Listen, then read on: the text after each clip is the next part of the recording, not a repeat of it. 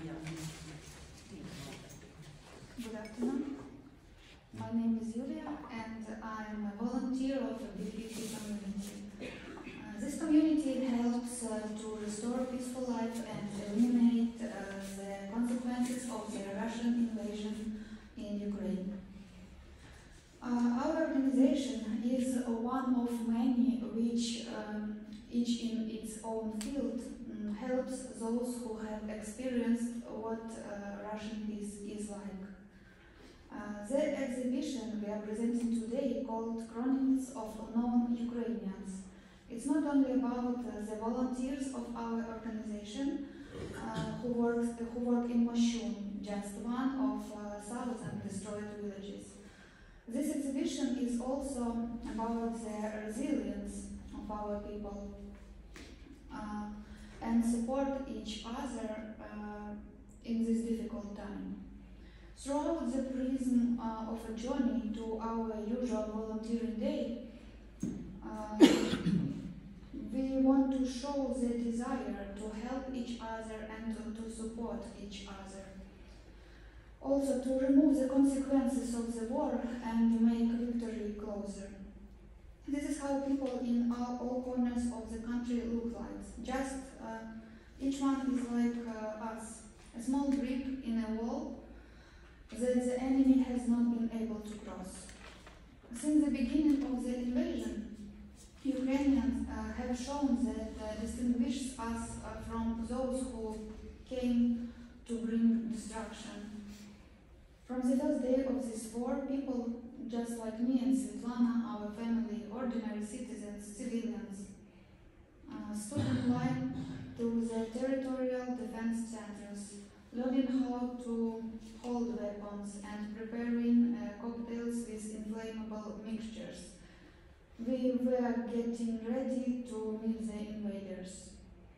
The volunteers started supporting the victims and the army without waiting for orders and requests, because it is the right thing to do. Those who organized humanitarian corridors, drivers who took civilians out of the frontline areas under the enemy's fire, people who cook meals for the soldiers, people who took others into their homes in western Ukraine, coordinators of the headquarters, all of them were volunteers. It was all organized by themselves. It is our duty to ourselves and to the country. This unity and collective support were the basic for our survival. Ukrainians, we are not people who sit still. Everyone now is looking for the ways to be useful.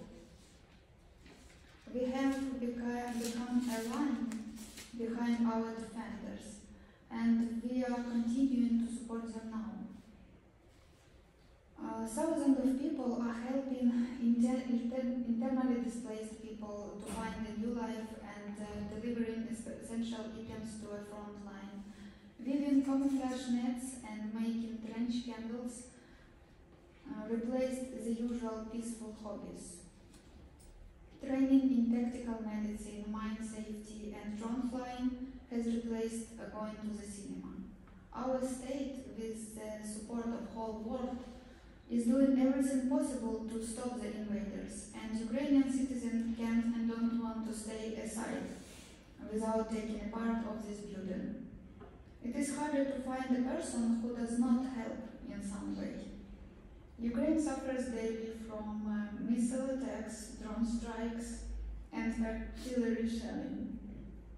Among the most popular apps in the Play Market and App Store are air raid alert services.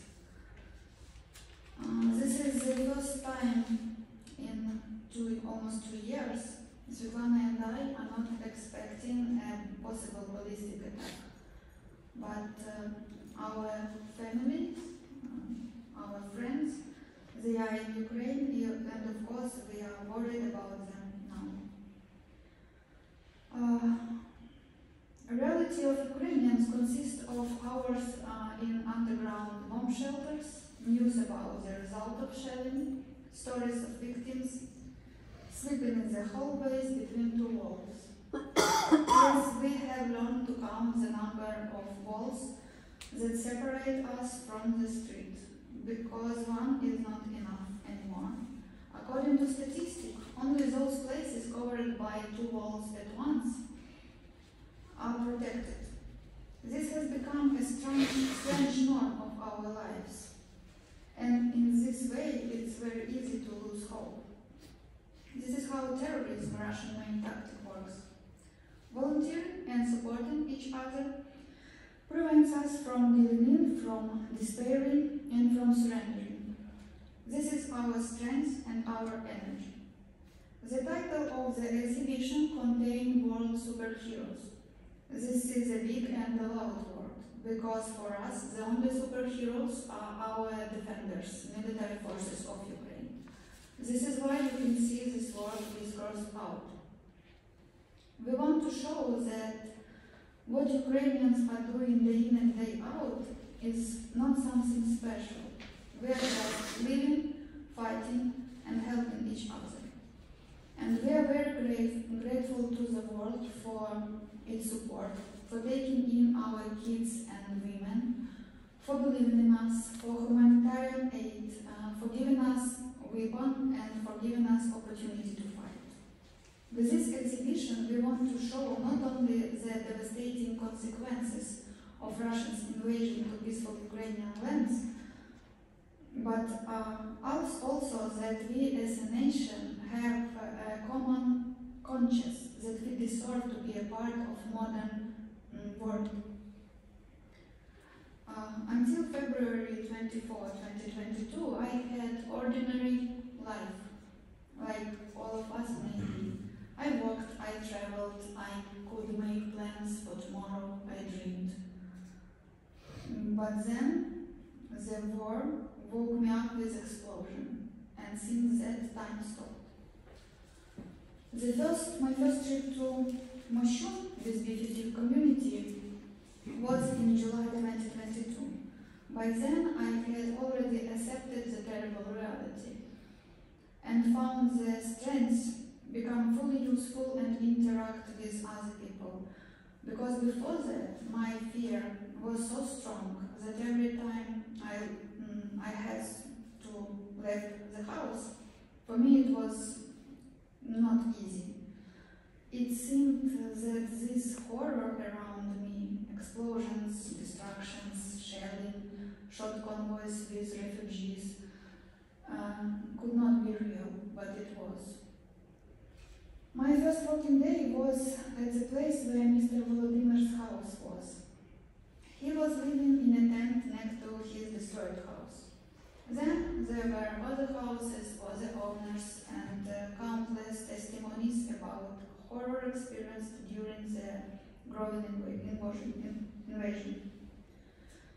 For me, trips to Moshun are an opportunity to clean up what Russian army has done here, to make sure that the residents do not feel humiliated among their family nests destroyed by Russians.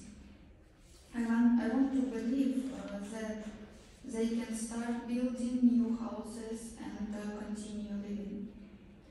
Locals usually welcome us warmly and are grateful for help. They tell about their homes, about their plans to rebuild. Sometimes there are very sad stories about husbands, brothers, and sons killed by Russian army.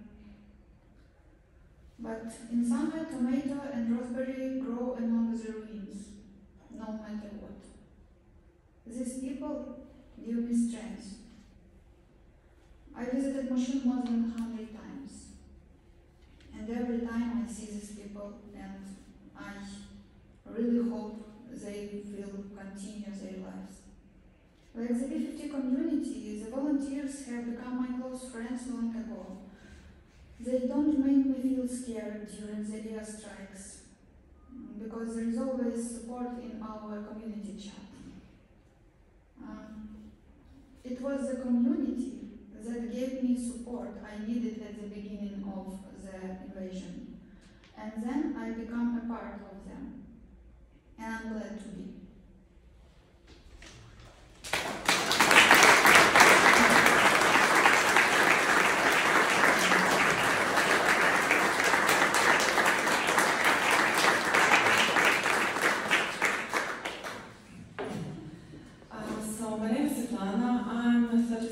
old and live in Kiev. In my previous relatively peaceful life, I worked as an editor at a magazine, I raised children, and I visited theaters, concerts, and music festivals. Now I'm a mother, a wife of a soldier, and a volunteer.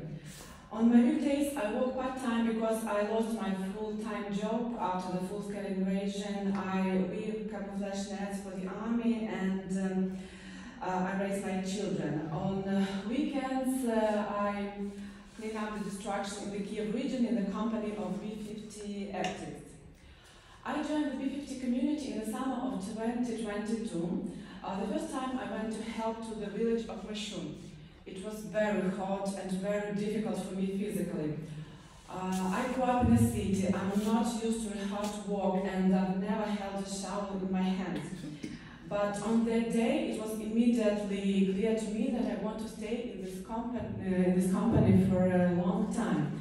Because it was first time from the 24th of February, then I felt emotionally easy. I had an impression of being needed, and I was involved in something bigger. People around me helped, they supported me, they charged me with positive energy, and they laughed. It may sound strange, but it was like this, and it still are. A year and a half has passed, and I'm already skillfully working with a shovel, with a jackhammer, and I'm driving heavy wheelbarrows, and I do not plan to stop until I have time and I have energy. During this time, my motivation for volunteering changed a little bit. Before, Mashun needed me, and now I need Mashun. I need volunteering. It's a kind of therapy for me. It's physical labor and time spent in the company of like-minded people and my friends. I'm sure that without volunteering, without the B50 community, it would be harder for me to endure shellings and blackouts and terrible news of losses. After all, war is on, and it's getting harder and harder, and people who I know started dying, and it's not over yet. I have two children, I have twins, and they support me a lot. I have to be strong for their sake. I have the right not to hear or to ignore the air raid alarm. I have to be emotionally and physically composed at all the time to help them and to reassure them when it's loud, when explosions are heard, when it's dark and when it's scary. But at the same time, they make me extremely weak and vulnerable. I'm so afraid of losing them. And everything different with B50. Everything is different in Mashun. Here I can be myself, and I cannot be afraid.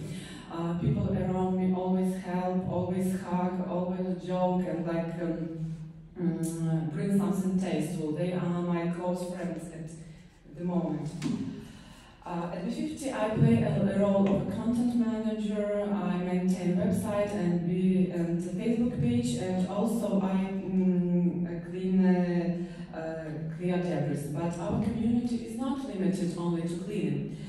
We also renovate private houses and public spaces. This project is called Reconstruction, and it involves people with experience and just beginners. The person in charge here is Mr. Volodymyr. We call him Uncle Vova among ourselves, and he's 67 years old, and he misses no volunteer weekends. He works hard and he teaches others to work. For me, he's just an example of how you can benefit your country without being 20 years old. Volunteers also decorate children's bomb shelters in educational institutions. It turned out that history had taught us nothing, and with such a terrible neighbor, we do not have comfortable bomb shelters in kindergartens and in schools. Usually bomb shelters exist themselves. They are built according to the rules, they are safe. But mostly they are not ready to welcome children because they are grey and gloomy. So B50 artists turn these uncomfortable places into cozy, bright and cool places for children where they can see through the anxiety and learn at the same time. I really hope that after our victory these bomb shelters will be used as classrooms and as playrooms. Many of our volunteers also are fond of animals and they regularly help them disassemble and repair enclosures destroyed by Russians, walk dogs and bring some humanitarian supplies. There is another project in our community, it's my favorite, it's called PAGE. Here we deliver modern educational Ukrainian language literature to the libraries in frontline communities or in the occupied communities. My children love it when I read to them and they are always happy to go to the library. And you know, it scares me so much that in the 21st century in Ukraine, some children do not have access to a book because their local library was looted or burned by Russians. We also have two media projects, Ukrainian and international exhibitions. Through these projects we want to show that Ukrainians do not give up. Yes, it's difficult and sometimes very difficult for us, but we work and we help each other. We are not just waiting for help, we are not just asking for weapons, we are acting now during the war. When airstrikes occurred during our volunteer trips, we didn't cancel them. We waited until for the air alert to go off, and then we went to help. We also painted children's bomb shelters using flashlights because there was another blackout due to a heat to a power plant. We also want the whole world to see what Russian peace has brought us. We now see Mashun and Kiev region. It's a very bad picture, but we haven't been to Bakhmut or Avdiivka yet. So we want not to be persuaded to negotiate with the enemy. We can't afford to compromise with an enemy because the price paid for our freedom is too high. The B50 community was created in the spring of 2022 when many similar organizations appeared to eliminate the consequences of occupation and hostilities. And now, looking back to almost 2 years of B50's work, I can say that I'm proud of us. We didn't give up, we continue volunteering, we had several interesting projects and we even came here. Of course, there are few people on vacations, some are burnt out, some have no time. Guys from B50 are joining the Ukrainian army and there are more and more women helping. But it's okay, we're strong and we'll handle it. And we of course have no choice, we have to stand, we have to win. On the other hand, we have our country, we have our brave defenders, we have our families, friends, volunteers. We have the support of almost the entire world. And so we would like to sincerely thank all the guests of the opening of our exhibition for your concern and support for Ukraine. We thank the organizer of the exhibition, Manan St. Nikolai, and sponsors for hosting us and giving us an opportunity to tell our story. Thank you so much.